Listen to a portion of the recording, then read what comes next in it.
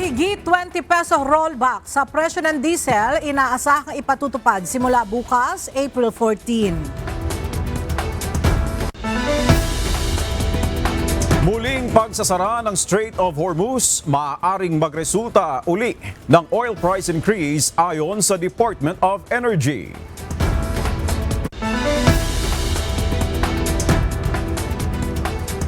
Department of Finance naghihintay pa ng direktiba mula sa Pangulo hinggil sa suspensyon o pagbabawas ng oil excise tax.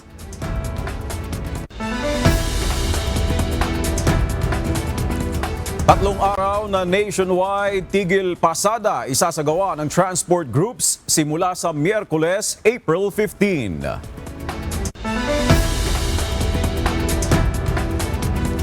Labing-apat sugatan sa pagsabog sa Baguio City kanina madaling araw. Suspect, arestado.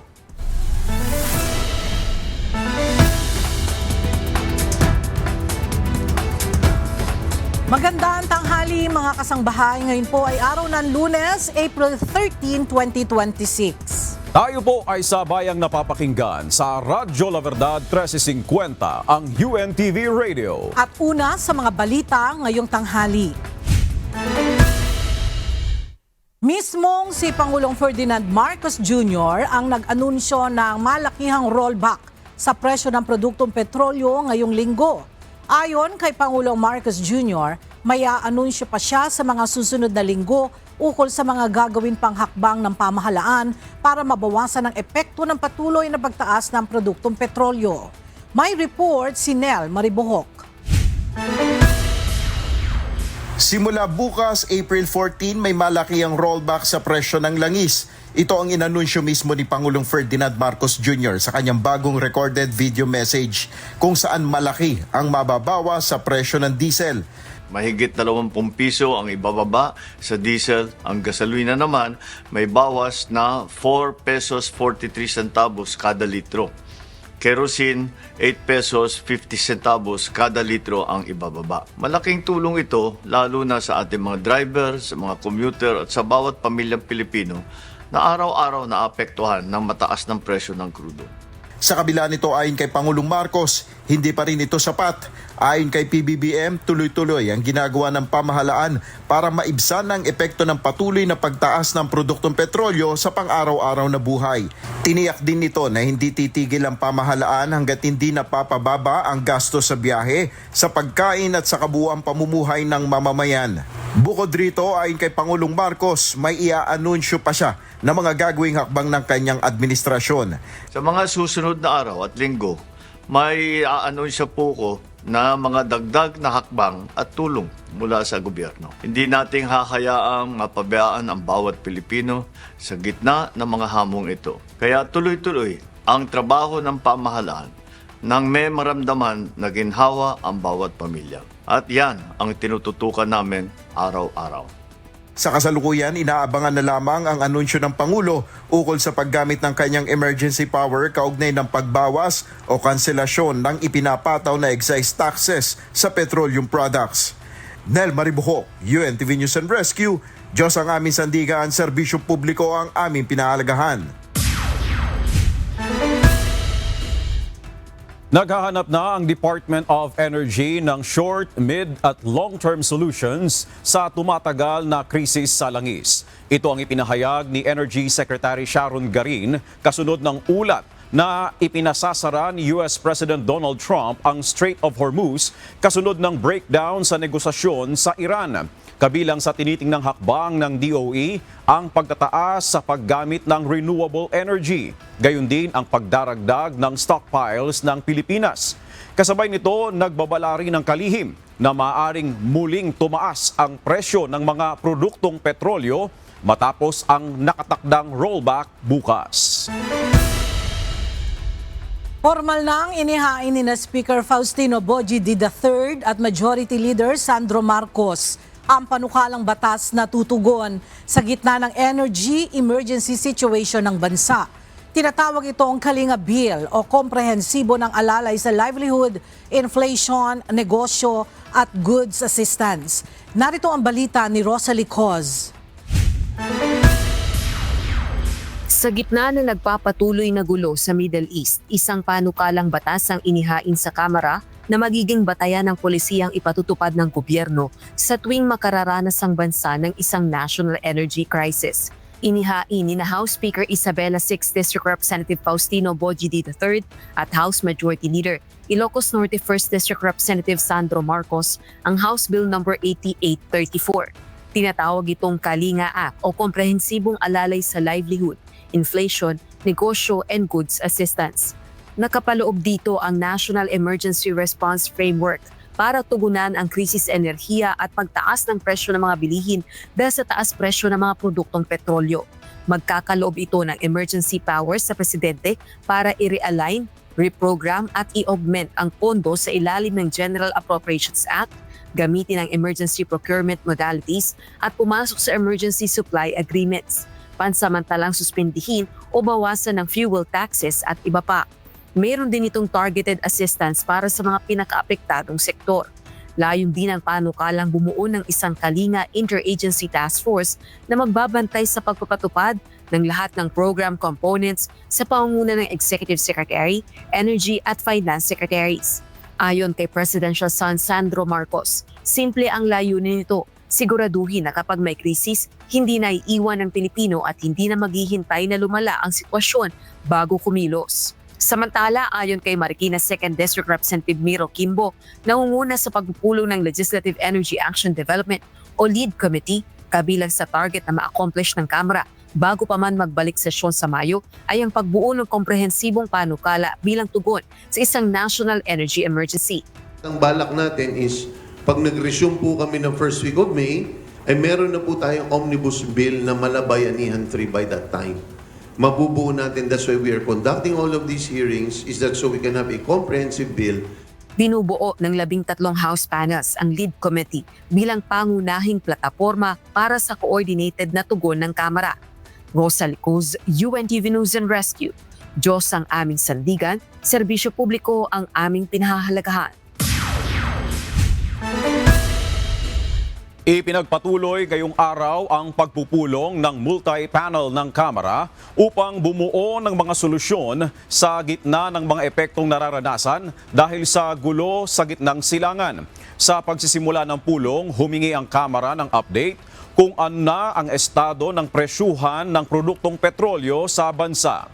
Ang detalye sa report ni Evan Alvarez live. Evan, ano na ang update doon sa pagsususpindi ng excise tax sa langis? Victor, ayon sa Undersecretary ng Department of Finance, naghihintay pa sila ng direktiba mula sa Office of the President kung kailan kakaltasan o pansamantalang sususpindihin itong excise tax sa mga produktong petrolyo.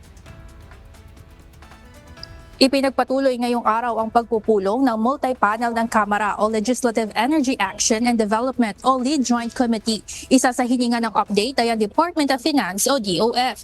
Ngunit ayon sa kagawaran, sa ngayon ang update na kanilang maibibigay ay ang paghihintay nila ng go signal ni Pangulong Ferdinand Marcos Jr. sa pagbabawas o pansamantalang pagsususpindi ng excise tax sa langis.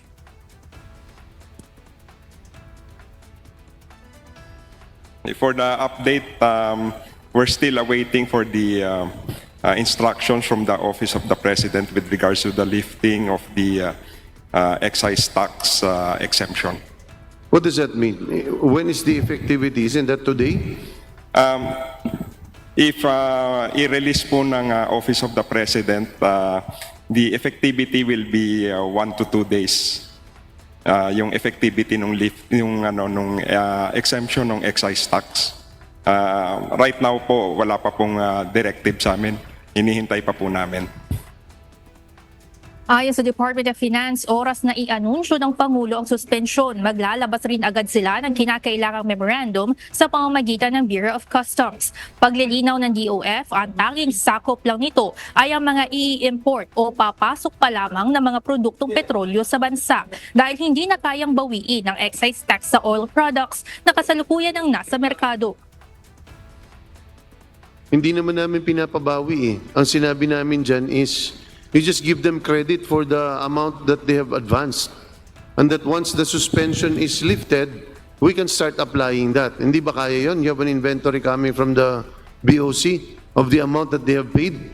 Diyan pa natin makikita yung mga gas companies na hindi nagbabayad ng excise tax, yung mga nagsismuggle. Makikita natin yon. Ayon sa DOF, ikokonsidera nila ang suwestyon ng kongresista. Ngunit para kay Kimbo, hindi sapat ang sagot na ito dahil kailangang tiyakin ng Finance Department kung kaya ba itong gawin o hindi. Anya, kailangan ang kasiguraduhan sa mga ganitong usapin upang matiyak na agarang mararamdaman ng publiko ang epekto ng suspensyon ng excise tax sa langis. Giit ng DOF, hihintayin muna nila ang direktiba ng Pangulo kung kaya rin bang i-cover ng suspensyon ang inventories ng mga petroleum products na nandito na sa Pilipinas. Vic, samantala nagpapatuloy ang pagpupulong ng multi-panel ng Kamara. Ilan sa mga pinagpo-focusan nitong pulong na ito ay ang sitwasyon sa transportation and agricultural sector at mga sitwasyon din ng ayuda programs ng gobyerno. Inaasahan na magiging maghapon itong ginagawang pagpupulong dito sa House of Representatives. Yan muna ang update mula dito. Balik sa inyo dyan, Vic. Maraming salamat, Evan Alvarez. Nanawagan si Pangulong Ferdinand Marcos Jr. ng pagkakaisa at bayanihan sa gitna ng nararanasang energy crisis sa bansa na dulot ng digmaan sa Middle East. Kasabay nito, nagbabala rin ng Pangulo laban sa mga nananamantala sa sitwasyon tulad ng mga sangkot sa fuel hoarding at mga nagnanakaw ng langis. May balita si Joan Nano. Hinikayat ni Pangulong Ferdinand Marcos Jr. ang mga Pilipino na pairalin ang pakikipagkapwa at disiplina sa panahon ng kagipitan. Sa panahon ng kagipitan, dapat ay mangibabaw ang ating pakikipagkapwa-tao. Ito ang kabayanihan na maaari nating ipakita ngayon. Ngunit kasabay nito, binatikos ni PBBM ang mga insidente ng pananamantala kaugnay ng krisis sa langis. Nakakalungkot at nakakagalit din ang iba nating mga nakikitang insidente kamakailan. Dahil sa kalagitnaan nitong pinagdadaanan natin, ay pinili nila isipin lang ang kanilang mga sarili. Kabilang sa mga ito ang mga insidente kung saan may mga motoristang tumatakas sa pagbabayad ng gasolina at ilang nag-iimbak ng langis na walang sapat na dahilan. Binalaan ng Pangulo ang publiko laban sa hoarding at paglalagay sa panganib ng iba. Bagamat naintindihan natin ang kalagayan ng bawat isa, hindi ito nagpapahintulot sa atin na gumawa ng mga ganitong bagay. Sa paghahanap natin ng ginhawa, huwag naman sana tayong manlamang sa kapwa. Hindi ganyan ang Pilipino. Sa kabila ng mga negatibong insidente, pinuri ng Presidente ang mga Pilipinong nagpapakita ng bayanihan. Kabilang ang mga kumpanya at individual na tumutulong sa kanilang komunidad. Ayon sa kanya, ang mga ganitong gawain ay patunay ng tunay na diwa ng pagiging Pilipino. Tiniyak din ng Pangulo na patuloy na gagawa ng hakbang ang pamahalaan upang maibsan ang epekto ng energy crisis. Sa huli, iginiit ni Pangulong Marcos Jr. ang pagkakaisa at pagtutulungan ang susi upang malagpasan ang hamon na ito. Joan Nano, UNTV News and Rescue. Diyos ang aming sandigan, serbisyo publiko ang aming pinahahalagahan. Nagsimula na ngayong araw ang ikatlong pagdinig ng Senado kaugnay ng mga plano at hakbang ng pamahalaan sa pagtugon sa krisis ngayon sa bansa. Bunsod ito ng hindi pa natatapos na gulo sa gitnang silangan na nakaaapekto sa presyo ng bilihin sa merkado. At mula sa Senado, may detalye si Jed Neresina live.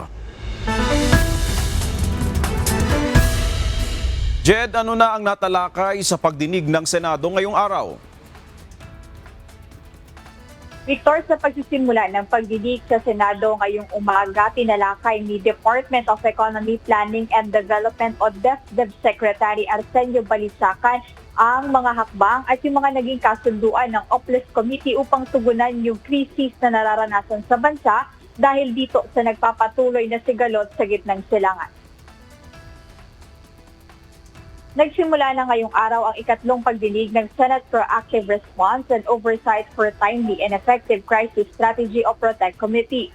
Sa nasabing pagpupulong, naimbitahan ang mga kalihim ng iba't ibang ahensya ng pamahalaan upang magbigay ng ulat tungkol sa mga hakbang at tugon ng gobyerno sa nararanasang krisis sa bansa. binigyang diin ng ilang senador sa pagsisimula ng pagdinig na hindi sapat ang pagkakaroon lamang ng plano. Giit ng mga mambabatas, dapat ay malinaw na napoprotektahan ang kabuhayan ng mga Pilipino at nararamdaman ang pagbaba ng gastusin sa gitna ng mabilis na pagtaas ng presyo ng produktong petrolyo at iba pang pangunahing bilihin. Ang tanong ko ngayong umaga, nasaan na tayo? Dahil hindi na sapat ang plano, kailangan natin makakita ng resulta. Inaasahan din ng ating mga kababayan na bababa ang presyo ng mga produkto ng petrolyo. Kailan nila ito mararamdaman? At bakit tuwing aakyat ang presyo sa merkado, mabilis pa sa alas 4 itong makita sa mga gas stations? At kapag bumaba naman ang presyo, napakabagal at napakaliit ng bawas. Ano ang mga hakbang na pwedeng kapitan ng ating mga kababayan para may makita silang pag-usad mula sa krisis na ito? Ayon sa ulat ni DepEd Secretary Arsenio Balisacan, kabilang sa mga hakbang ng OPLES Committee ang mga estratehiya upang matiyak ang seguridad sa pagkain at mapanatiling abot kaya ang presyo nito sa pamamagitan ng direktang suporta sa mga magsasaka at mangingisda. Kabilang aniya sa mga konkretong hakbang na ito ang mahigpit na pagbabantay sa supply, pagbibigay ng fertilizer subsidy at ang pagpapalabas ng fuel subsidy para sa mga apektadong sektor. Kaalinsabay nito, nakatuon naman ang Department of Energy o DOE ayon kay Secretary Sharon Garin sa pagpapatupad ng staggered price increase upang maibsan ang biglaang bigat ng bayarin sa mga produktong petrolyo. Iniulat niya rin na aktibong tinitiyak ng DOE ang sapat na supply ng langis habang pinapaigting ang monitoring laban sa hoarding at profiteering. Bukod naman sa mga energy-saving measures, patuloy din ayon kay Secretary Balisacan ang pamahalaan sa pagbibigay ng tulong sa sektor ng transportasyon sa pamamagitan ng fuel subsidy para sa PUV drivers upang maibsan ang epekto ng krisis sa kanilang kabuhayan.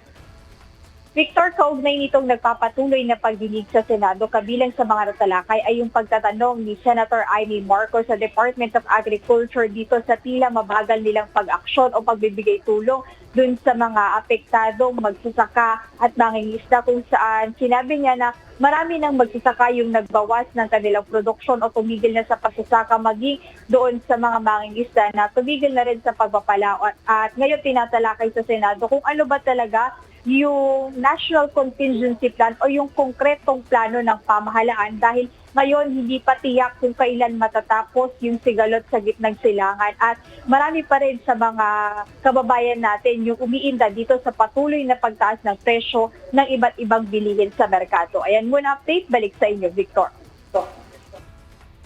Maraming salamat, Jed Neresina. Magsasagawa ng 3 araw na tigil pasada sa buong bansa ang iba't ibang transport group simula sa Miyerkules. Ito ay sa gitna ng mataas na presyo ng mga produktong petrolyo bunsod ng sigalot sa Middle East. Mula sa Maynila, narito ang report ni Asher Cadapan Jr. live. Asher, itutuloy pa rin ba ng mga transport group ang tigil pasada kahit meron ng rollback sa presyo ng petrolyo bukas?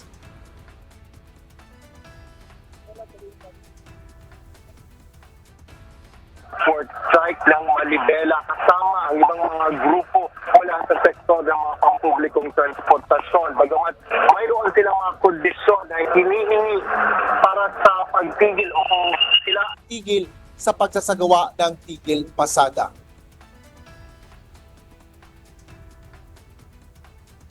Isuspinde ang excise tax, value-added tax sa mga produktong petrolyo at i-rollback ang presyo nito sa dating 55 pesos kada litro. Ito ang pangunahing pinoprotesta ng Samahang Manibela, Mananakay at nagkaisang terminal ng transportasyon. Kasabay ito ng kilos protesta na isinagawa ng mga miyembro ng Manibela na kasama ang mga tumatayong leader ng mga grupo sa iba't ibang ruta sa Metro Manila at karatig lugar. Ayon kay Manibela Chairman Marval Buena, ito lang din ang makapipigil sa kanila sa pagsasagawa ng kanilang nationwide na tigil pasada. Kaya asahan ninyo ang ganti namin simula sa Miyerkules na magkakaroon ng transport strike. Ito ay tugon namin sa mabagal ninyong aksyon at pagtugon sa krisis na ito. Binigyan na kayo ng kapangyarihan ng Kongreso at ng Senado. Hindi nyo ginamit. Bakit? Nag-enjoy na kayo sa kita. Samantalang hikahos ang pamilya ng bawat super at operator.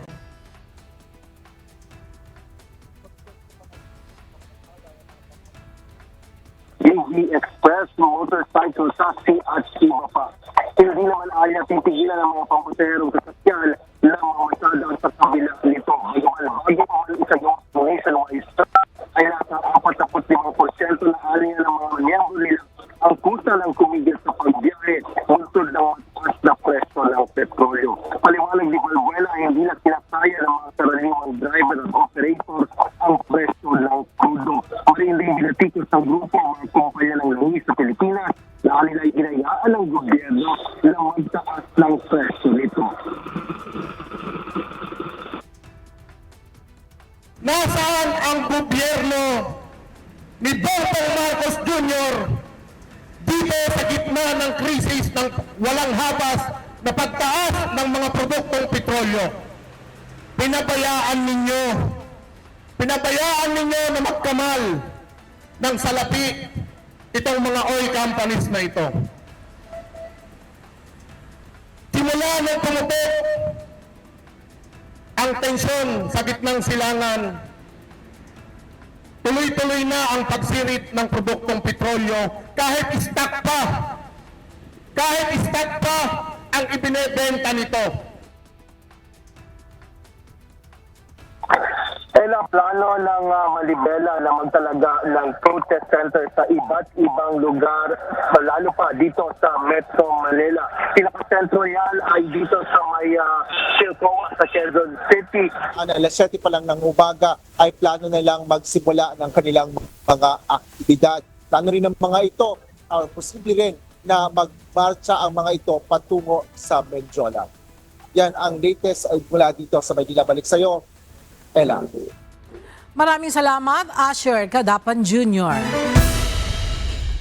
Sa ibang balita, tiwala ang kampo ni Vice President Sara Duterte na mapatutunayang walang katotohanan ang mga aligasyon ni Ramil Madriaga laban sa pangalawang Pangulo. Ayon sa isa sa abogado ni VP Duterte, ito ang weakest link o pinakamahinang testigo kung ihaharap sa impeachment proceedings ng Kamara. May ulat si Jed Neresina. Nanindigan ang kampo ni Vice President Sara Duterte na hindi sila nababahala sa nakatakdang pagtestigo ni Ramil Madriaga sa impeachment proceedings ng House Committee on Justice sa April 14. Paliwanag ni Attorney Salvador Paulo Panelo Jr., legal counsel ng Vice Presidente sa isinampang perjury case laban kay Madriaga.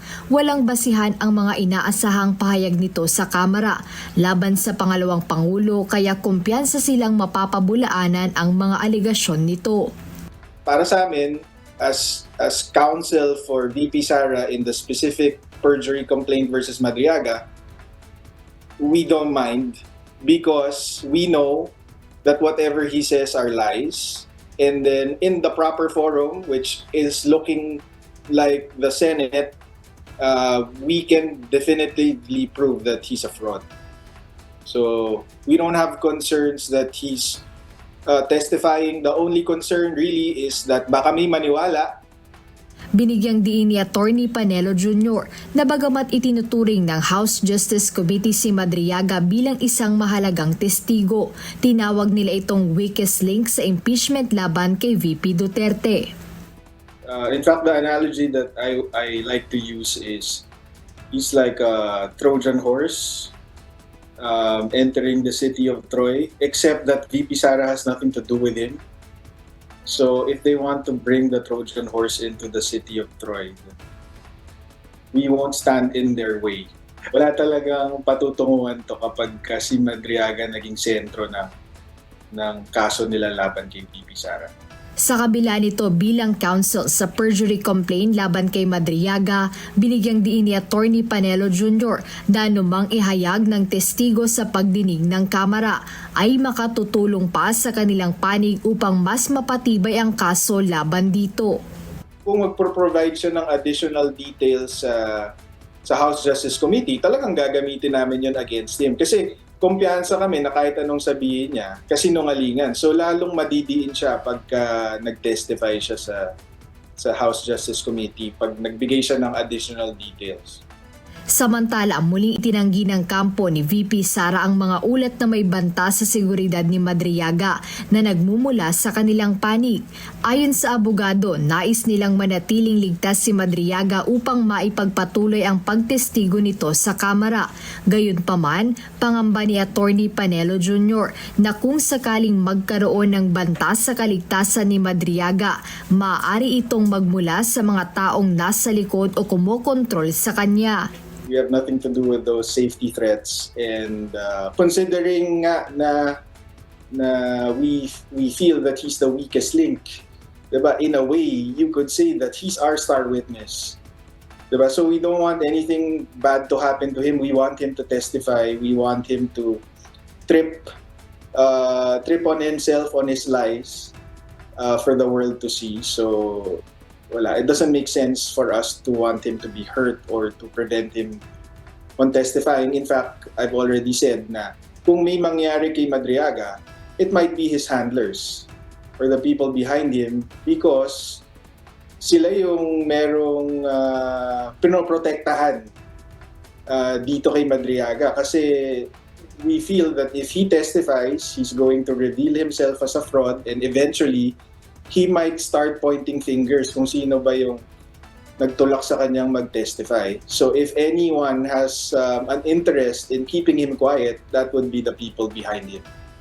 Jed Neresina, UNTV News and Rescue. Diyos ang aming sandigan, serbisyo publiko ang aming pinahahalagahan. Naniniwala ang isang House Justice Committee member na propaganda ang pahayag na weakest link si Ramil Madriaga sa impeachment complaints laban kay Vice President Sara Duterte. Ayon kay Manila 3rd District Representative Joel Chua, hindi sa press briefing dinadaan ang credibility. Mula sa House of Representatives, may report si Rosalie Coz live. Rosalie, may kumpirmasyon na ba kung makaharap si Ramil Madriaga sa pagdinig ng House Justice Committee? Ella, walang inaasahang makakapigil sa tuluyang pagharap ni Ramil Madriaga sa pagpapatuloy ng pagdinig ng impeachment complaints laban kay Vice President Sara Duterte bukas araw ng Martes, April 14. Isa siya sa mga inaasahang magiging highlight ng pagdinig ng komite sa mga reklamong impeachment. Ayon kay Manila 3rd District Representative Joel Chua, miyembro ng House Justice Panel, ang pahayag ng kampo ni VP Duterte na weakest link si Madriaga sa impeachment complaints ay puro propaganda. Anya, kung naniniwala si Attorney Paulo Panelo, abogado ni VP Duterte sa perjury complaint na inihain ng kanyang kampo laban kay Madriaga, mas may matinding dahilan ng vice-presidenteng dumalo ng pagdinig at subukin ang claim na ito under oath. Hindi rin anya sa press briefing dinadaan ang credibility kundi sa ebidensya at sa proseso. Dagdag pa nito, tama na ang propaganda. Kung sinasabi ng kampo ni VP Duterte na sinungaling at weakest link si Madriaga, mas lalong dapat harapin ang pagdinig para mapatunayan ito. Hindi pwedeng sa labas lang magsalita, pero anya, sa loob ng proseso ay umiiwas.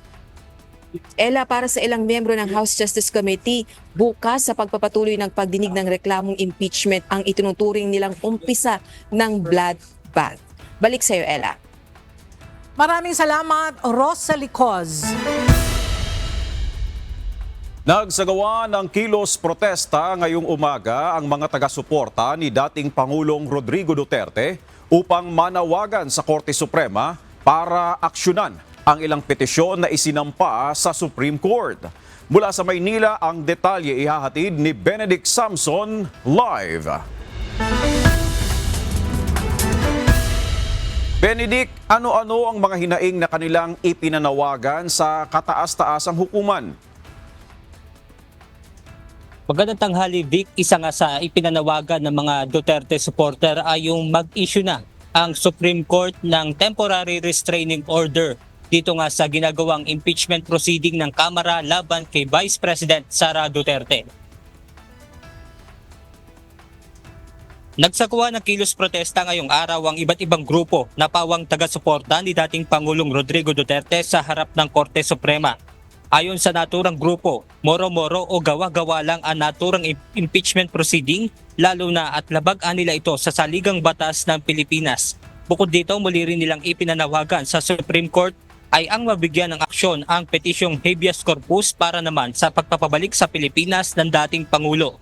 Isa pa sa ipinanawagan nila ay ang maaksyonan na rin ng kataas-taasang hukuman ang pagbasura sa all deregulation law at ang mga ipinapataw na buwis sa langis. Big ayon pa sa grupo ay tatagal hanggang sa araw ng Biyernes itong mga gagawin nilang kilos protesta dito sa Maynila. At yan muna ang ating update mula rito sa Maynila. Balik sa inyo dyan, Vic. Maraming salamat, Benedict Samson. Posibleng umabot sa 42 degrees Celsius o katumbas ng Danger Level Heat Index ang init na mararanasan sa Cotabato City sa Maguindanao ngayong araw. Batay ito sa Heat Index Forecast ng Philippine Atmospheric Geophysical and Astronomical Services Administration o PAG-ASA. Pinag-iingat ang publiko sa mga heat-related illnesses na maaaring makuha sa matinding init, pangunahin na ang heat stroke. Samantala, nasa kategorya ng extreme caution ng heat index ang mayorya ng lugar sa bansa ngayong araw. Aabot ito sa 33 degrees Celsius hanggang 41 degrees Celsius na mararamdamang init. Sisimula na bukas, April 14, ang pamamahagi ng 25,000 pesos na tulong pinansyal sa mga panaderya sa Maynila. Inanunsyo ito ng Manila Public Information Office ngayong araw sa kanilang official Facebook page. Kapalit nito ay hindi magtataas ng presyo ng tinapay ang mga panaderya sa gitna ng epekto ng tensyon sa gitnang silangan. Pinayuhan ng pamahalaang lokal ng Navotas ang mga residente na magsuot ng face mask lalo kapag lalabas ng bahay. Kaugnay pa rin ito ng usok mula sa sunog sa isang sanitary landfill. May report si Dante Amento live. Dante, gaano kalayo ang abot ng masangsang na amoy mula dyan sa nasunog na landfill? Magandang tanghali, Victor. Sa ngayon nga ay patuloy na nararamdaman yung epekto ng sunog sa isang landfill sa Navotas. Kaninang umaga ay makikita natin yung usok nakarating na hanggang sa City Hall. May mga nakita din tayo, Victor, na nagkusa ng magsuot ng face mask. Kanina naman ay mismong si Navotas Mayor John Ray Tiangco ang nanawagan na sa mga residente at pinayuhan na magsuot ng face mask lalo na kung lalabas ng bahay at may karamdaman o yung ating mga kababayan na senior citizen. Dagdag pa nito, kung hindi naman kailangan ay manatili muna sa loob ng bahay. Anya patuloy na minomonitor ng local government unit ang air quality index sa lugar. At sa ngayon, nakausap din natin kanina si Mayor Tiangco.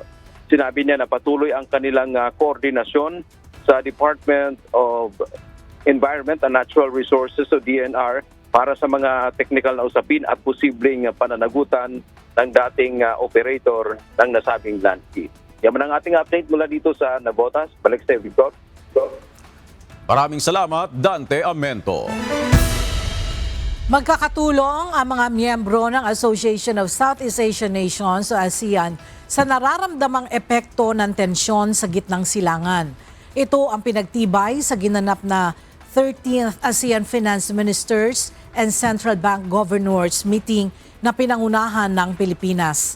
Narito ang ulat ni Evan Alvarez.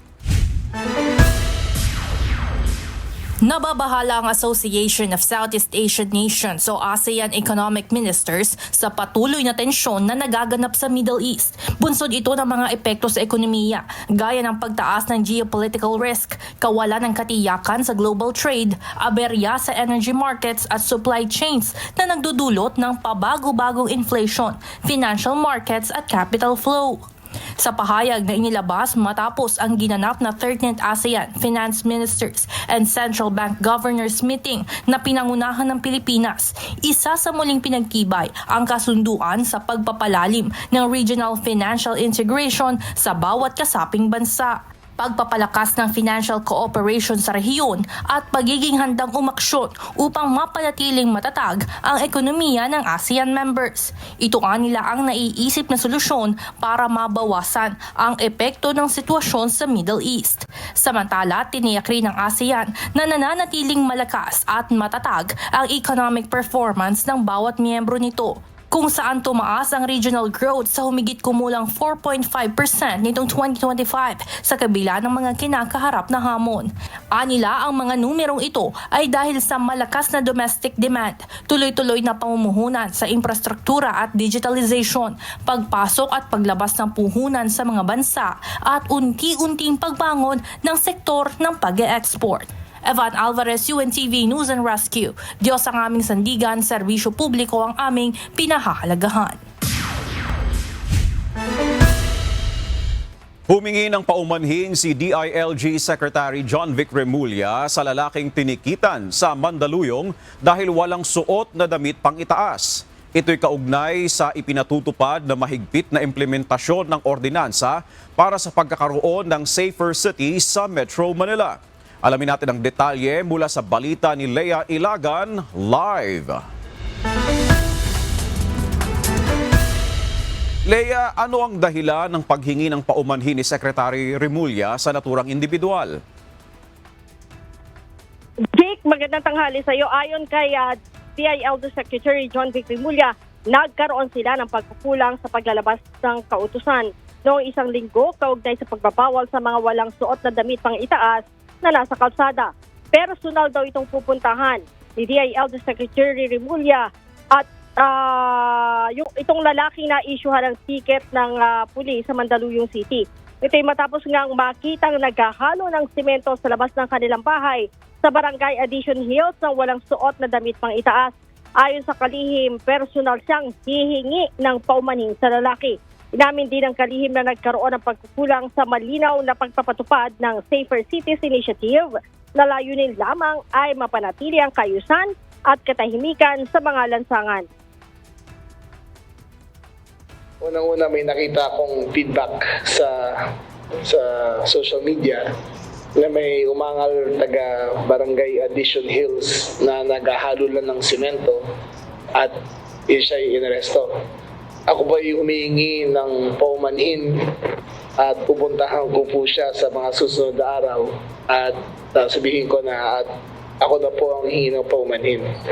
It was my fault that I did not give clearer instructions on how to do the Safer Cities Initiative. Nagkulang po ako ron. Samantala, nagsasagawa ng Command Conference ng Philippine National Police upang linawin ang mga limitasyon at tamang implementasyon ng programa. Ayon pa sa kalihim, ipapahayag nila ang mas malinaw na alituntunin upang maiwasan ang kahalintulad na insidente sa mga hinaharap. Gayunman, Victor, habang nililinaw ang implementasyon, ay tuloy pa rin daw ang gagawing paninita ng mga pulis. Victor? Maraming salamat, Lea Ilagan. Lalo pa ang pinalalakas ng Pilipinas ang maritime capability nito hindi para gamitin sa gyera, kundi para mapanatili ang kapayapaan at katatagan sa rehiyon. Bunsod nito, nagsagawa ng joint maritime exercise sa West Philippine Sea ang Armed Forces of the Philippines o AFP kasama ang Estados Unidos at Australia sa West Philippine Sea nitong weekend. Ang detalya hatid ni Ryan Lacanlale live. Ryan, ano-anong mga pagsasanay ang ginawa sa 4 na araw na aktibidad na ito? Ella, iba't ibang maritime operations nga ang isinagawa sa 4 na araw na Joint Maritime Exercise sa West Philippine Sea. Kabilang dito ang communication exercises, maritime domain awareness activities at tactical maneuvering exercises. Muling nagsanipuwersa ang Armed Forces of the Philippines, United States Indo-Pacific Command o US Indo-PACOM at Australian Defense Force sa isang Multilateral Maritime Cooperative Activity o MMCA mula April 9 hanggang 12. Ito na ang ikalawang joint exercise ngayong taon ng tatlong bansa at ikalabing-anim sa kabuuan. Patunay na patuloy na pagpapalalim ng ugnayang militar at kooperasyon sa rehiyon. Kabilang sa mga lumahok ang Philippine Navy vessel na BRP Raha Sulaiman, habang nagpadala naman ang Philippine Air Force ng FA-50 fighter jets, A-29B Super Tucano, C-208B aircraft at Sokol Rescue Helicopter. Kasama rin sa pagsasanay ang BRP Melchora Aquino ng Philippine Coast Guard. Ipinadala ng Australia ang HMAS Toowoomba kasama ang MH-60R helicopter at P-8A Poseidon aircraft, habang ang Estados Unidos ay nag-deploy ng USS Ashland. Isinagawa ang pagsasanay sa iba't ibang aktibidad tulad ng communications drill, maritime domain awareness operations, tactical maneuvering, flyby exercise at night operations na nagtapos sa tinatawag na finish exercise o PINEX. Kapansin-pansin din sa naturang aktibidad ang aktwal na pagsasanay sa logistics interoperability, kung saan isinakay sa USS Ashland ang isang heavy equipment ng Naval Combat Engineering Brigade mula sa Maynila patungong Puerto Princesa sa Palawan. Ayon sa AFP, mahalaga ang ganitong uri ng kooperasyon upang mapalakas ang kakayahan ng bansa sa pagtatanggol sa karagatan at maprotektahan ang pambansang interes at mapanatili ang kapayapaan at katatagan sa Indo-Pacific region. Yan muna ang latest mula dito sa Maynila. Balik sa iyo.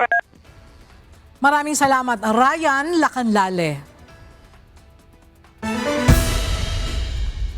Sa pagsapit ng ika-107 anibersaryo ng Cebu City Public Library, kakaiba ang pagdiriwang ang ginawa ng opisina.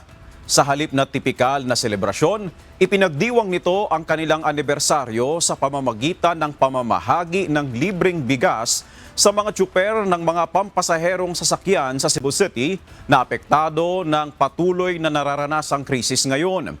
Nagtulong-tulong ang mga kawani ng Cebu City Public Library upang makalikom ng pondo para makatulong kahit papaano sa mga tsuper. Anila, ang inisyatibong ito, bagaman simple, ngunit isang paraan upang ipakita ang kanilang suporta sa mga taong lubhang apektado ng krisis. Humihingi na rin ng tulong pinansyal sa lokal na pamahalaan ng iba't ibang grupo ng mga mangingisda at bangkero sa Malolos, Bulacan para sila makapangisda at makabiyahe ng bangka. Sa gitna yan ng mataas na presyo ng krudo at gasolina. Makibalita tayo kay Nestor Torres live. Nestor, magkano ang tulong na inilalapit ng mga mangingisda at mga bangkero at kailan ang inaasahan na maaprubahan o maibibigay ito sa kanila? Maganda na 10,000 pesos cash assistance at sa mangingisda dito sa Bulacan, particular itong Malolos na matatanggap nilang ayuda sa LGUs. Target naman itong may pagkaloob sa kanila bago matapos ang buwan ng Mayo. Nagtungo na sa panglungsod at tanggapan ng pangingisda ang mga pangulo ng mga mangingisda sa Coastal Barangay ng Malolos, Bulacan para humingi ng ayuda sa LGUs sa 7 coastal barangay ng syudad. Ilan sa lumapit ang pangulo ng Pamarawan, Calero, Masili at Bagna.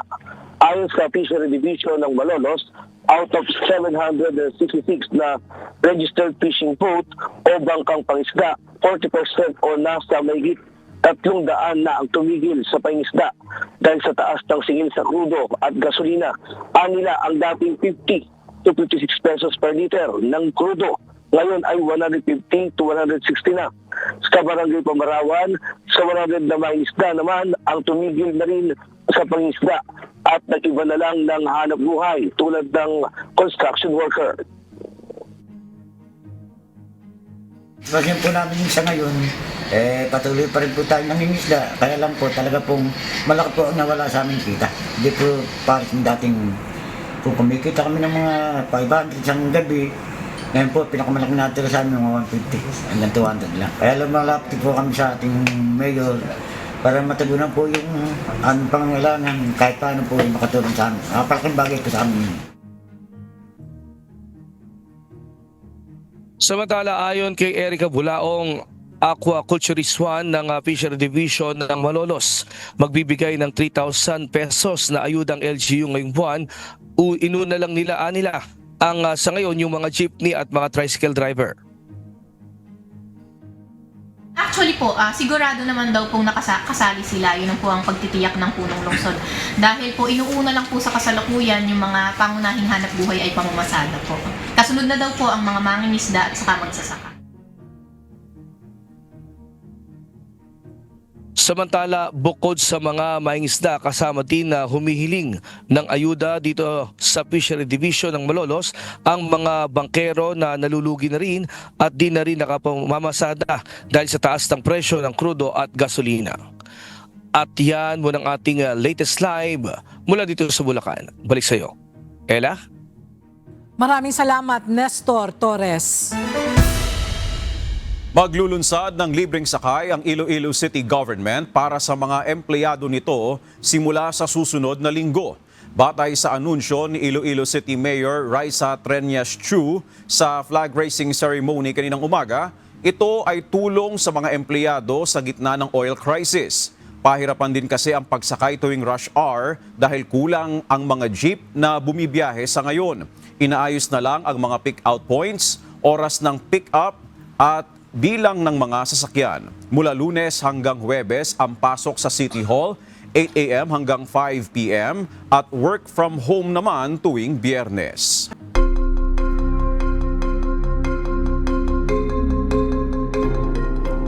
Mariing ipinahayag ni US President Donald Trump na nasa mahirap ng kalagayan ngayon ang bansang Iran.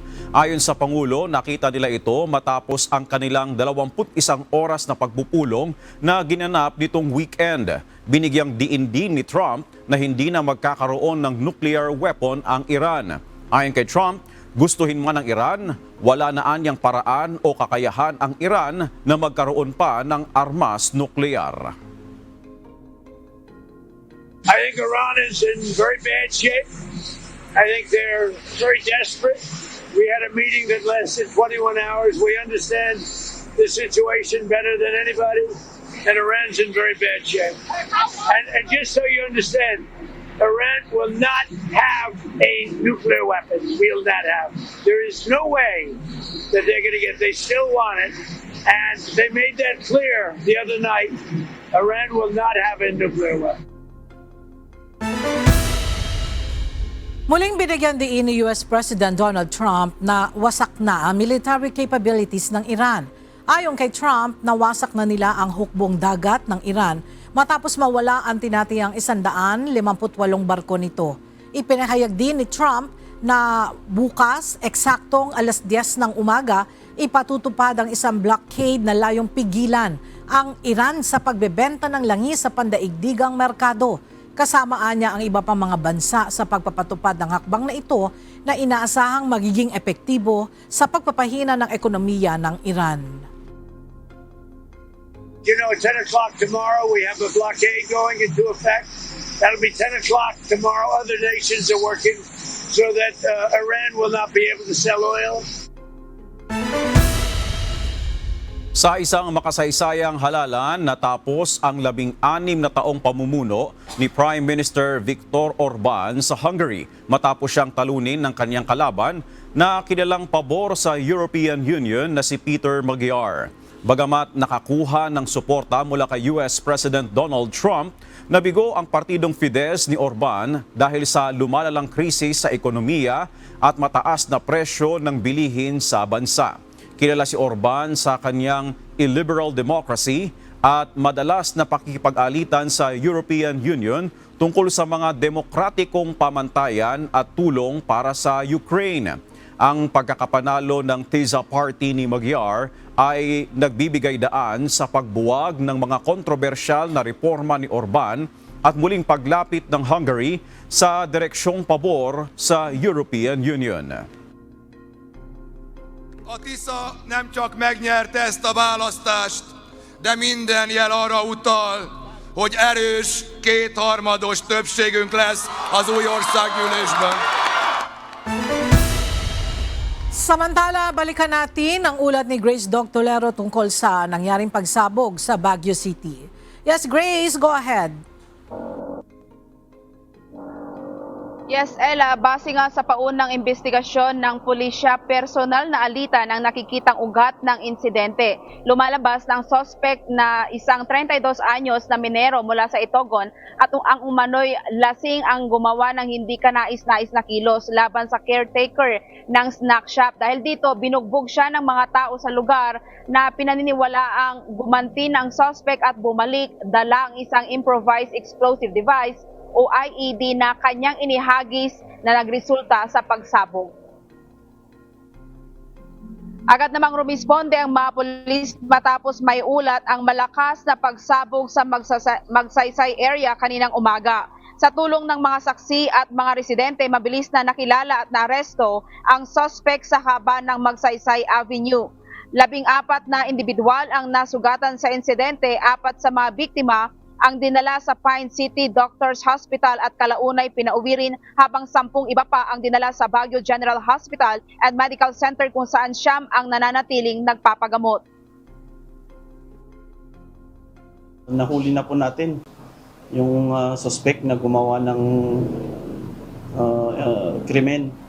Pero yung mga biktima natin, unti-unti na pong nadi-discharge sa ospital. Bali sa Pines, yung napunta sa Pines, lumabas na po sila, nakuha na natin ng statement in connection sa pag-file natin ng criminal complaint. Ayon sa Baguio City Police Office, ang mabilis na aksyon ng pulisya at kooperasyon ng komunidad ang nakatulong upang agad na mahuli ang suspect na ngayon ay nahaharap na sa iba't ibang kaso. Nagulat lang kami doon sa may sumabog na doon sa ibinato doon sa bubong. Kami nagulat nung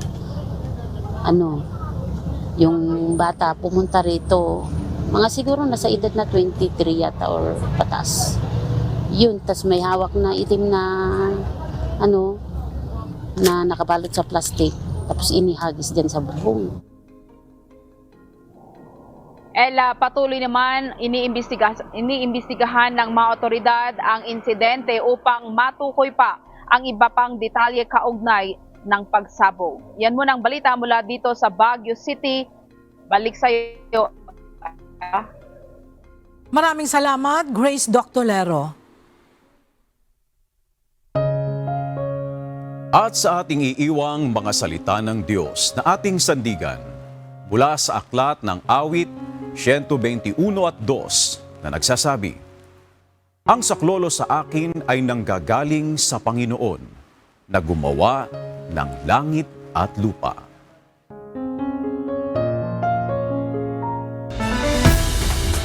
At yan ang mga balitang aming tinutukan at inaksyonan dahil sa aming pagbabalita.